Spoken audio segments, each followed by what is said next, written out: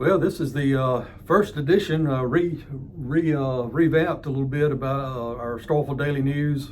We're going to talk about high school football mostly on this segment, but we may throw a little MSU news in there too. But Robbie, it's on this week. I mean, it's we've gotten a couple of weeks of private school ball in, and you've seen Starkville Academy a couple of times, but this weekend everybody plays, and there's no two bigger matchups that you can start with than West Point, Louisville, and Starkville and Noxubee. So just have at it. Your thoughts on those two matchups? Yeah, I mean, this is an incredible week as far as matchups are concerned. You mentioned those two ball games, and then you got the Maroon Bowl, which is as big as it gets in 2A, 3A, whatever, of Webster County. So starting off this MHSAA schedule with an absolute bang, and it kind of begins with the two teams that have the most state championships in Mississippi history in West Point, Louisville, and that has been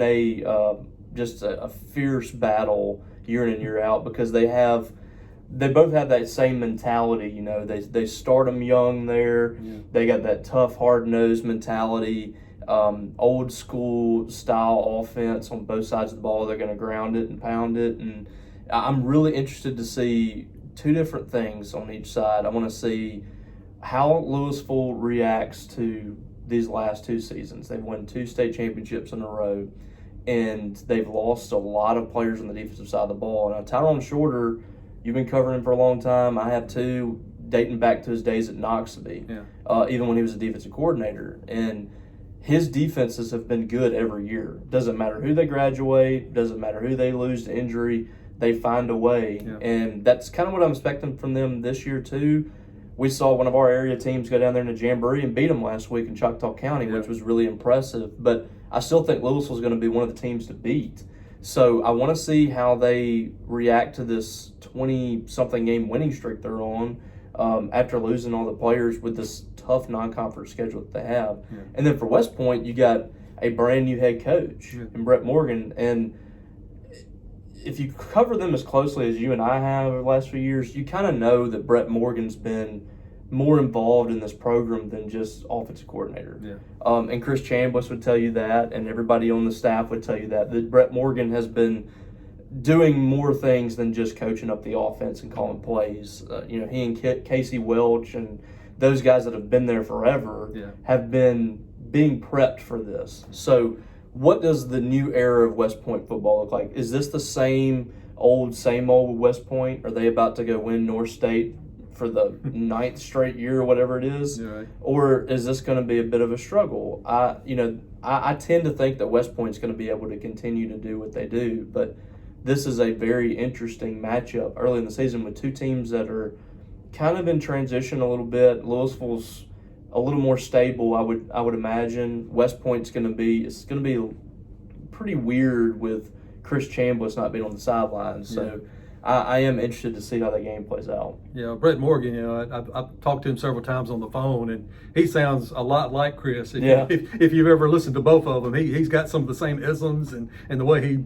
tries to make points that Chris did. And of course, they're coming off a 21-0 humbling in their Jamboree to Brandon. Right. Brandon's number 1 team in the state right now, so we'll see how good Brandon is on down the line. But then the other one is Starkville and Noxubee, and it's funny how these 4 teams that we're talking about, they all have connections across the board, and all different coaches and in the area, being so they're close. all going to play each other. Yeah, and it's the first week, and Starkville has some question marks. They lost some playmakers, and Stonka Burnside, Trey Petty, and Jay Stevenson. But Chris Jones, in the brief time you've talked to him a lot more than I have, and he says that they've got a better team this year than they've had. So what are kind of your thoughts on them?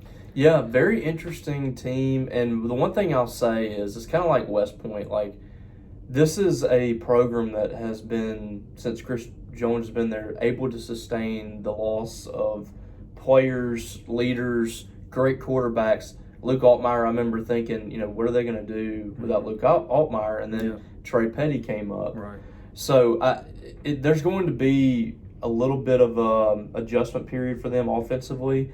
The good news for them is their defense, which was very young last year, is basically all back. And they went through their lumps, but I think that unit's going to be much better this year. And I'm kind of like I said on West Point, I just think that they are going to be able to still sustain what they were able to do. And does that mean they're going to win the state championship or go to the state championship?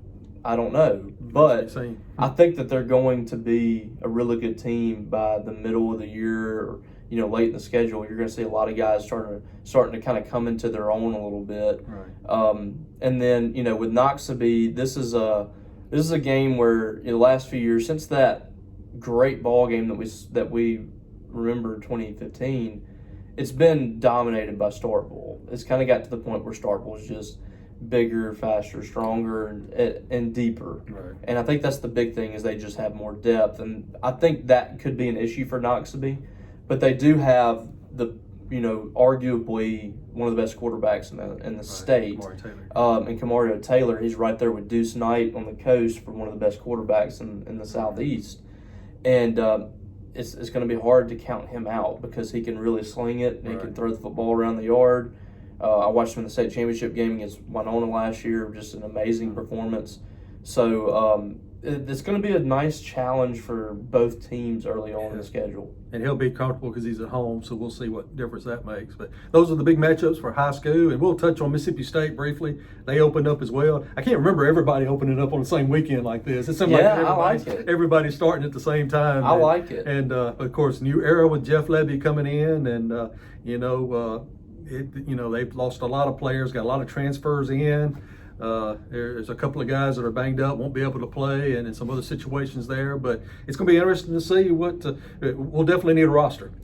Yeah, there's a lot of new faces out there, and I've said this before, but it's not always a bad thing to have a lot of new faces. I think Mississippi State needed to have some change.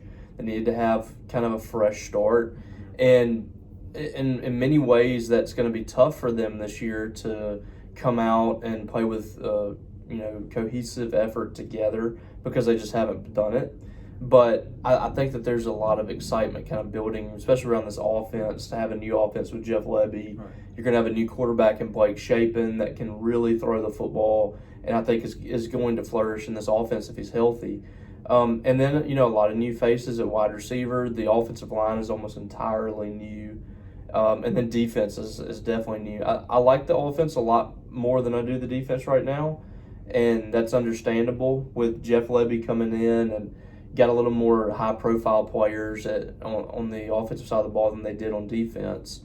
But it's going to be there's going to be some adjustments needed on both sides, and there's going to be some tough moments, like I said, this year. But I think by the end of the year, if you can say that this team got better and there's kind of an upward trajectory, a lot like you saw in 2009 with Dan Mullen, if you're able to say that, I think that there's going to be a lot of excitement for next season, and people are going to be really happy with Jeff Levy. Yeah, it's definitely going to be interesting. I think Eastern Kentucky is a good first game for them, so we'll see how that goes. And we could talk all afternoon and evening and really lengthen this out, but I think for the time being, we'll sign off and say enjoy the games, everybody.